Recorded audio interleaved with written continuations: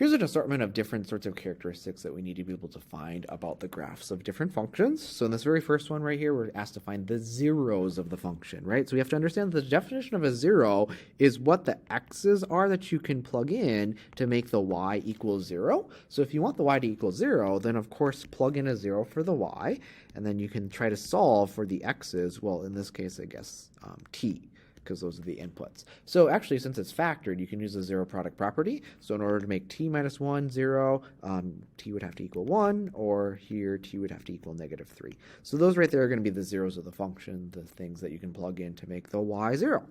All right, jumping to the next one right here, we're asked to find the y-intercept of the graph of this. So when thinking about y-intercepts of graphs, right, they're always an x and a y, but we know that the x-coordinate is always a 0, so that's how we should always find a y-intercept, right? Plugging in a 0 for an x. So that means that we could then evaluate this right here by plugging the 0 in for the x's. So basically, we're just going to get 1/5 times negative 3 times 6.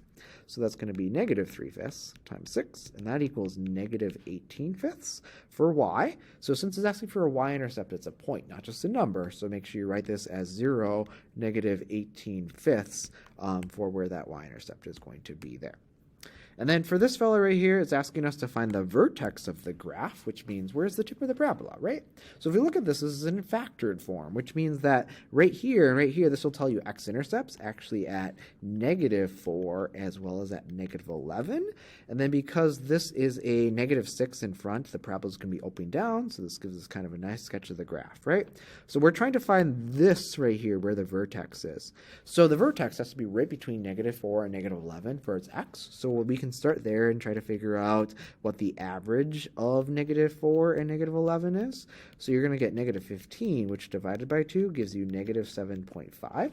So that'll give you the axis of symmetry, really. So the vertex for sure is going to have negative 7.5 for its x, and then you'll have to plug that into the equation to be able to find and evaluate what the y value is at that point. So you're going to have to do negative 6 times negative 7.5 plus 4 times negative 7.5 plus 11, because that's going to equal y.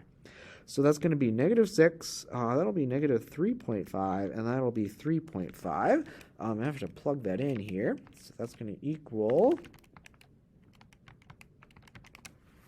73.5, which equals y. So therefore, it's negative 7.5 and 73.5. That'll be where the vertex is for that particular parabola.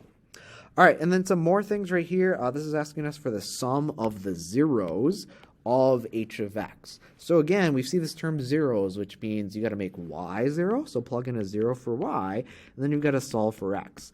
Now, if we're going to try to solve this, it would be nice if we could get it factored. There is no GCF, so you're going to have to do 2x for one of the factors and x for one of the other factors to get 2x squared, and then just do some guessing and checking.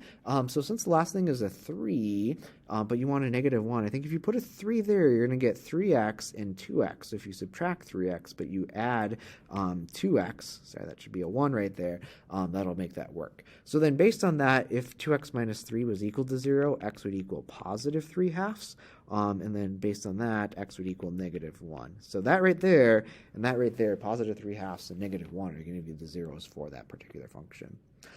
This right here is asking us to find x-intercepts. Those are points. And so x-intercepts, of course, have to be points on the graph where it hits. It's going to be some number for x, but always a 0 for y, right? So it's like finding the zeros of the function, I guess. So you have to solve this. You can factor that because it's a difference of squares. So you can do x plus 5 times x minus 5 equals 0. That means that x equals negative 5 and x equals 5 are going to be the x values when y is 0.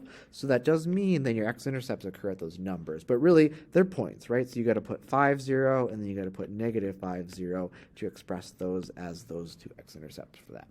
And then finally right here, this is asking us for what the smallest root of the expression is right here. So recall that a root is the same thing as a 0 of the function. So really, you want to try to figure out what's going to make it equal 0 when you plug in the numbers for x, right? So you want 4x squared plus 16x to equal 0 as an answer. So you can actually factor out like an x, but you can also take out, I guess, a 4. So if you take out 4x, you're going to be left with x plus 4 here. And then that means that either x would equal 0 from that, or x would equal negative 4 from that.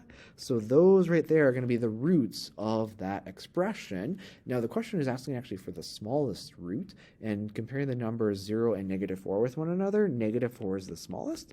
So therefore negative 4 is the smallest root of 4x squared plus 16x.